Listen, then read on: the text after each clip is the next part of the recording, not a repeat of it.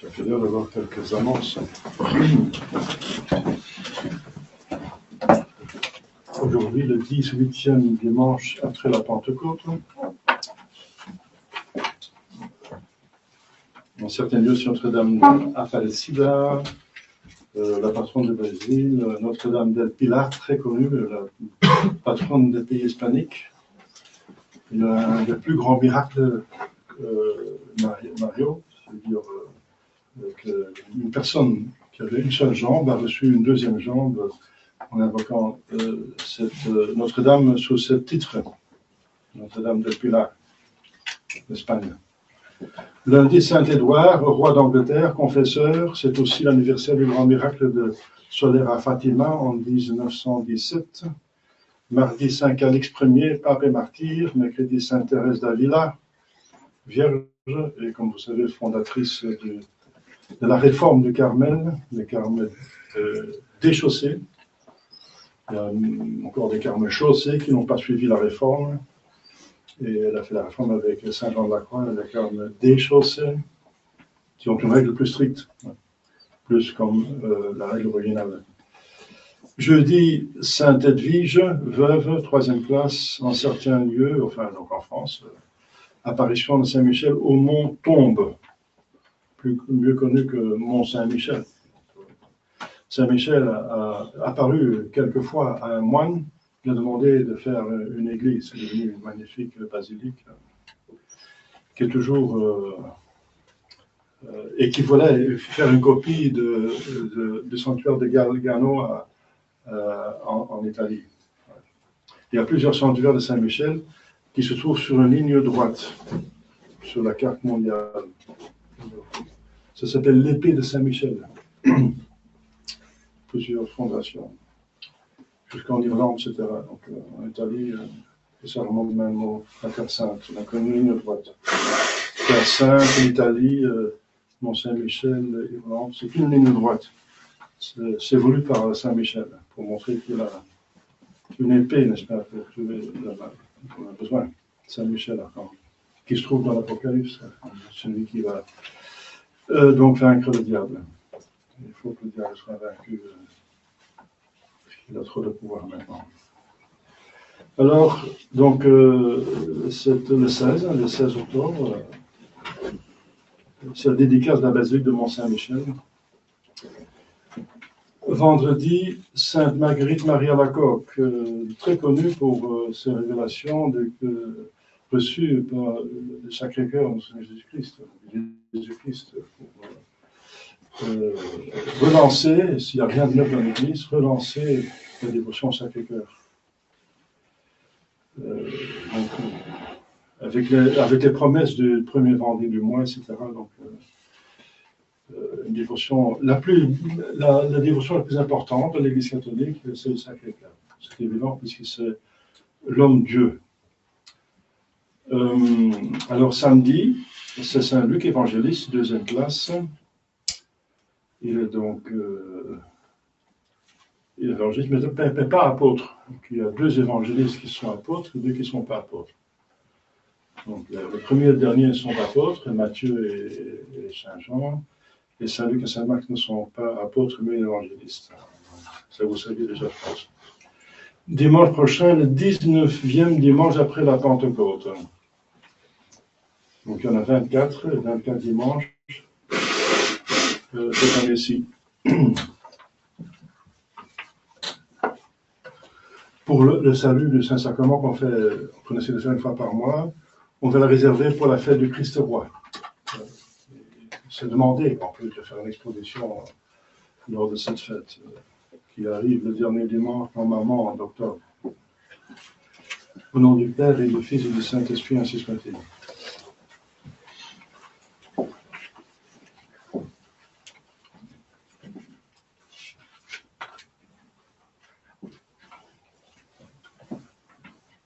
Et c'est le 26 octobre.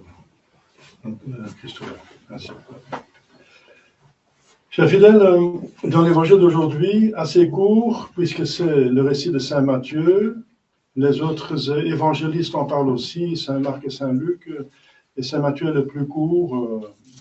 On peut regarder chez les autres qui donne des détails très intéressants, comme par exemple Saint Luc, il dit il y avait là des pharisiens et des docteurs de la loi, venus de toutes les villes de la Galilée et de la Judée et de Jérusalem.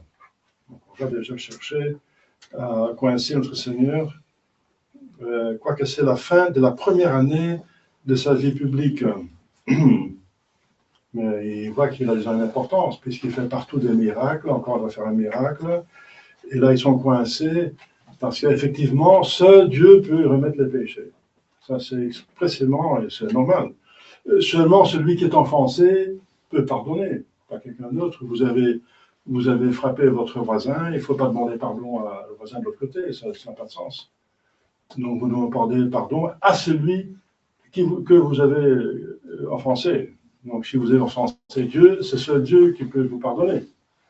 Et on oublie souvent de demander pardon à ceux que nous avons offensés. C'est très important, je parle même de la tradition.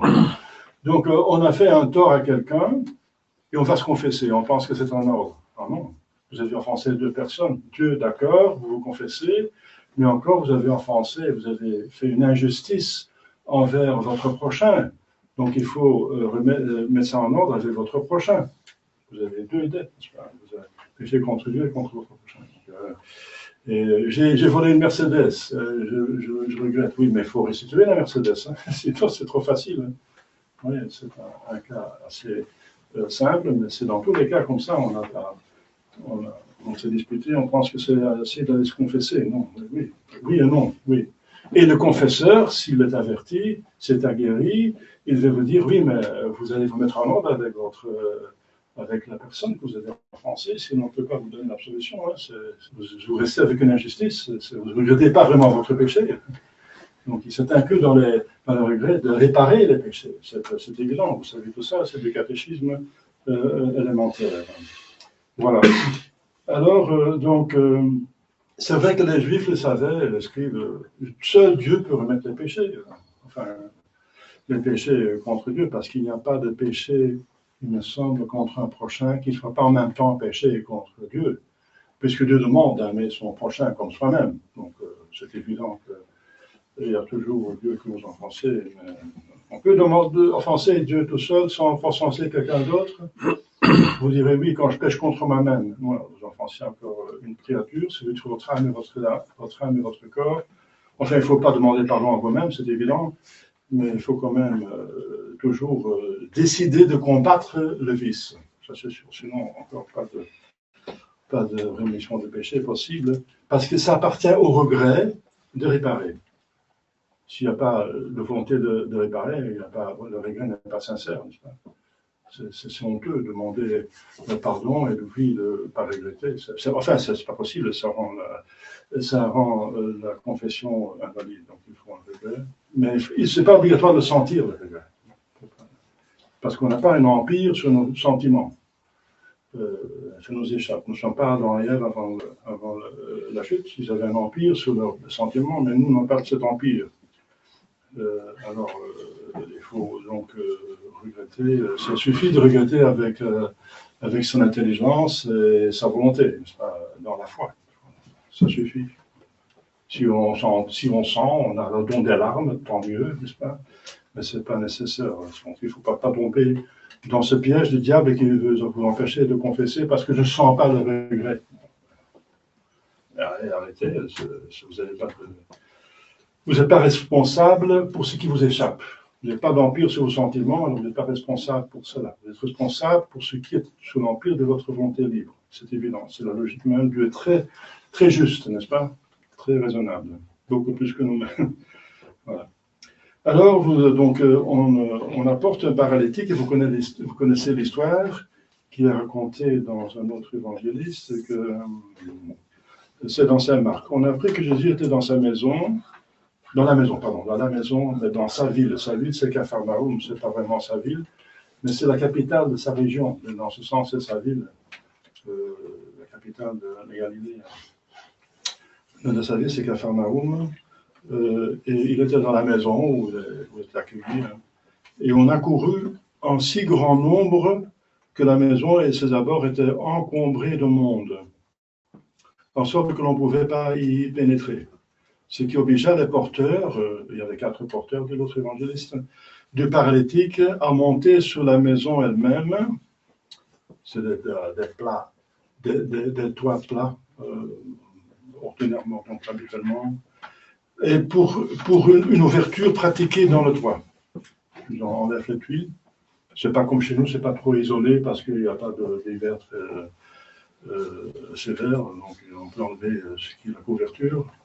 Et pratiquer dans le toit à faire descendre le malade avec son lit, avec des cordes comme ça, au pied de Jésus. Alors Jésus, vous voyez, c'est la foi de ces personnes et l'effort qu'ils ont fait. Alors, ils se laissent prendre par la miséricorde, bien sûr, comme tout le monde. Alors, vous voyez que ce paralytique qui figure le pécheur, n'est-ce pas, qui est paralysé par ses péchés, le docteur de l'Église, Père de l'Église parle de la tiédeur, qui est une paralysie très dangereuse parce que c'est pas assez mauvais pour être alerté, on va en enfer, hein, on va se convertir. Non, mais c'est pas assez fervent pour donner quelque chose de valable pour le bon Dieu, n'est-ce pas? Lui qui se donne totalement, vous voyez sa passion et la communion, il se donne totalement, plus que 100%. Dieu se donne comme nous, si on est tiède, ça ne convient pas. Donc la tiédeur, c'est très embêtant, n'est-ce pas? C'est très difficile, c'est très tenace pour y médier, mais à tout, il y a des remèdes, quand même. Donc ici, il se laisse porter, ça veut dire demander des prières. Demandez de prier pour vous. Si vous n'êtes pas assez fervent pour prier pour vous-même, demandez au moins des prières à d'autres pour que vous deveniez plus fervent, n'est-ce pas? Avant la sainteté, il y a la ferveur. C'est incontournable. Il faut être fervent pour devenir saint. Sinon, c'est logique aussi. Alors, ce qui est le message le plus important dans cet évangile, c'est que Jésus ne donne pas directement ce qu'il demande. Bien sûr, c'est évident qu'il demande la guérison de ce paralytique. Et Jésus a prouvé qu'il pouvait guérir tous les malades et chasser tous les démons. Mais il ne le fait pas. Pourquoi? Vous nous donnez une leçon, et mettre plus qu'à l'épreuve. Mais il voit qu'il est de bonne foi et qu'il a fait ses péchés, sinon il ne peut pas faire ça. Notre Seigneur, il voit dans les cœurs. Et il prouve qu'il voit dans le cœur, c'est encore une preuve de sa divinité, une preuve, enfin, au moins un indice de sa divinité. C'est qu'il dit aux pharisiens, qu'est-ce que vous pensez dans vos cœurs? C'est qu'il connaissait leurs pensées. Et à chaque fois, c'était juste, il disait ça plusieurs fois. Donc, il devait quand même savoir. À chaque fois, il montre, n'est-ce pas, sa mission divine. Donc, leur péché est impardonnable de ne pas l'accepter comme Messie. Et alors, donc, il a vu dans le paralytique qu'il est de bonne foi. Confidez, ayez confiance. Mon fils, donc il le prend déjà comme le fils de Dieu. Ce n'est pas seulement créature, mais fils. Il y a une différence entre créature. Le diable est une créature de Dieu, mais ce n'est pas le fils de Dieu. Enfin, au sens de l'amour, de la charité, le père et fils. Mais nous sommes devenus fils par l'état de grâce que nous avons, dans la bonne volonté. Avec confiance, fils, tes péchés te sont remis. Eh bien, voilà, donc Jésus donc fait la chose la plus importante, c'est prendre soin de l'âme. Il est venu pour sauver l'humanité, pour l'amener au ciel. Et guérir le corps, c'est qu'un moyen pour les atteindre. Et alors, il guérit donc l'âme, tes péchés se sont remis, parce qu'il voit la contrition qu'il a, l'autre, donc le paralytique. Et en même temps, comme vous savez, il veut donner une leçon aux pharisiens et à tout le monde. Et ensuite, il va guérir, bien sûr, le corps, et en même temps, pas seulement pour l'aider, pour lui faire du bien, mais aussi pour prouver pour les autres qu'il a une mission divine, qu'il faut le suivre, qu'il faut le croire, qu'il faut l'accepter. C'est très important, c'est crucial. Parce qu'il va renvoyer des Juifs et des pharisiens et des personnes en enfer, parce qu'ils n'ont pas accepté comme comme ici, il dit que le diable, c'est votre père, vous allez mourir dans vos péchés, vous n'acceptez pas, je suis là dire la vérité, etc. Donc, c'est un dogme qu'ils refusent, donc ils vont être condamnés pour avoir refusé ce dogme, enfin, ceux qui l'ont refusé. C'est la plupart, malheureusement. Ça, c'est le problème du peuple élu qui n'a pas reçu bien le Fils envoyé, leur propre Messie. C'est dramatique. Et alors, Jésus, donc, il remet le péché, ensuite il le guérit. Eh bien, dans le temps où on était vraiment catholique, le XVIe siècle, par exemple, il avait donc une habitude, une mentalité, une loi même, une constitution. J'en ai parlé dans les autres années. Par exemple, un décret du 4e concile de Latran, qui est comme un concile œcuménique, ça veut dire général, œcuménique dans le bon sens, ça veut dire que toute l'Église participe. Ça, c'est parce qu'il y avait des conciles provinciaux, des conciles des 12 évêques de France ou de l'Allemagne ou de l'Europe. Mais œcuménique, ça veut dire du monde entier. Donc, le sens, il y a un bon sens d'œcuménique. Ça veut dire bon en grec, et œcuménique, ça veut dire la maison. Donc, gérer bien sa maison. Comme il vient de économie. Donc, œcuménique, ça veut dire une bonne gestion de la maison, ça veut dire de l'Église, ça veut dire que tous les évêques sont ensemble avec le pape, enfin, tous ceux qui peuvent venir, ceux qui sont malades de pape. Enfin, vous savez, c'est un concile général, 4e concile Latran. Alors, et qui est renforcé par une constitution de Saint Pie V, donc c'est le XVIe siècle. Alors, c'est un long texte, n'est-ce pas, pour expliquer plusieurs choses, que l'origine de la maladie, c'est le péché originel, c'est le péché, et que souvent les maladies, pas toujours, mais souvent les maladies ont un rapport avec les péchés, et que, voilà, en tout cas, les péchés sont là pour expier, les maladies sont là pour expier, comme la toute croix, les péchés. Eh bien, cette constitution est Saint Pie V qui dit, je cite, Debet per se oper alium monere firmum, je vais dire, traduit en français, il doit, debet, il doit, par lui-même ou par un autre, le médecin, tout médecin, doit par soi-même ou par un autre, par une sœur qui prend une infirmière, admonester, donc exhorter l'infirme de se confesser dans les 3 jours. Et si les 3 jours sont passés, il doit abandonner celui qui ne s'est pas confessé. C'est fort, hein? Où sont les droits de l'homme moderne, n'est-ce pas? Eh bien, c'est parce que c'est dans cet esprit que comment prendre soin du corps si on ne prend pas soin de l'âme? À quoi ça sert de sauver quelqu'un qui va en enfer, n'est-ce pas?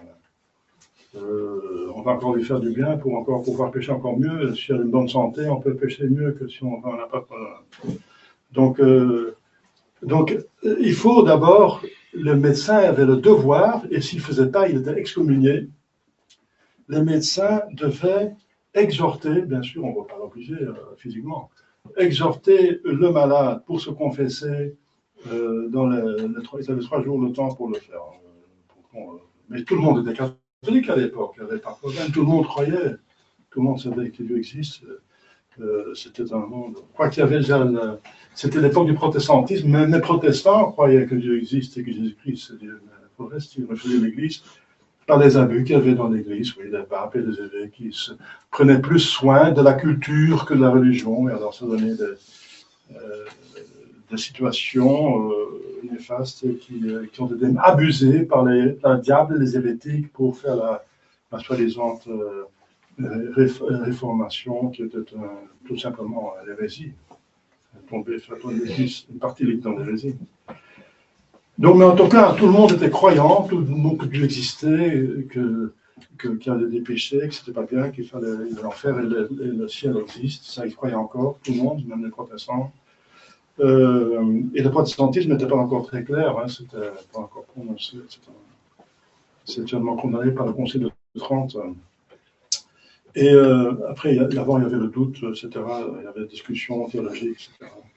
Mais en tout cas, tout le monde avait cet esprit et tout le monde savait c'était une. Voilà. Ce que Dieu veut, c'est le pareil terrestre. Toutes les misères viennent du péché et la maladie, c'est une des plus grandes misères. Parce qu'ici, on est malade, on ne profite plus de la vie, n'est-ce pas? La santé, c'est le plus important, disent les gens, de la santé. Oui, au niveau sensible, au niveau matériel, la santé, c'est la chose la plus importante. Parce que si on n'a pas la santé, on ne peut plus profiter de tout le reste. Voilà. Et l'argent va vers le docteur. Donc c'est très important, n'est-ce pas, la santé, donc, et tout le monde le sait. Et c'est une très bonne chose de prendre soin du corps. Mais ici, l'Église suit notre Seigneur Jésus-Christ parce que dans cette constitution et le décret, il renvoie justement à l'évangile d'aujourd'hui que Jésus d'abord va guérir l'âme avant de guérir le corps. Donc nous devons avoir cette mentalité que prendre soin de l'âme est infiniment plus important que prendre soin du corps. Quoique prendre soin du corps, c'est déjà important, bien sûr. C'est une question de vie ou de survie. Il faut vivre et survivre, il faut vivre convenablement. Donc ça demande des soins. Mais l'âme est infiniment plus importante. La différence entre le corps et l'âme, regardez le temps. Le corps dure jusqu'au tombeau, n'est-ce pas, un jour? Parce qu'on va pas se s'écrimer quand même, s'énerver au tombeau. Et l'âme dure pour l'éternité. Vous voyez la différence? On va déjà au temps. Question de temps, quelle est la différence entre les deux? Et le corps va ressusciter, bien sûr, mais relatif à l'âme. Là où se trouve l'âme, le corps va être. Si l'âme est dans le ciel, le corps va être dans le ciel. Si l'âme est dans l'enfer, le corps va être dans l'enfer. Parce que tout le monde va ressusciter, vous savez ça. Donc vous voyez l'importance infinie, finalement, plus importante de l'âme. Si on prend soin du corps, il faut prendre infiniment plus soin de l'âme. Si on va à un docteur parce qu'on est malade, il faut aller à la confession si on a péché. Voilà, c'est un petit peu en court terme donc le message le plus important d'aujourd'hui, bien sûr. Que Jésus est venu pour sauver notre âme et pour prouver, n'est-ce pas, qu'il a le pouvoir et pour nous faire plaisir et pour montrer que Dieu est bon, il prend soin aussi de notre corps. Voilà, la deuxième chose n'est pas absolument obligatoire. Vous connaissez l'histoire de Padre Pio, qui a fait beaucoup de miracles. C'est un des plus grands saints du XXe siècle. Enfin, il n'a pas canalisé, mais à mon propre avis, de beaucoup de personnes. Eh bien, il guérissait pratiquement tous les malades aussi. Mais il y a un aveugle qui n'a jamais demandé d'être guéri. Et pourquoi pas? Il a compris que sa croix était plus méritoire qu'il avait un plus grand ciel en acceptant cette lourde croix que d'être guéri et de vivre de plus de péché. Donc il a choisi pour le plus grand ciel. Et c'était une âme très appréciée par les Pio, parce qu'il avait compris des choses que d'autres ne comprennent peut-être pas, ou les comprennent, mais difficiles à accomplir. En tout cas, nous ne sommes pas obligés, n'est-ce pas, de chercher les croix. Mais il y a des saints qui l'ont cherché pour avoir plus de mérite. Donc, nous, déjà, on est contents, si on arrive, la Sainte Vierge aussi, si on arrive déjà à porter la croix que la Providence nous propose. Demandons à la Sainte Vierge pour être fidèle à cette mentalité profondément catholique. Au nom du Père et du Fils et du Saint-Esprit, ainsi soit-il.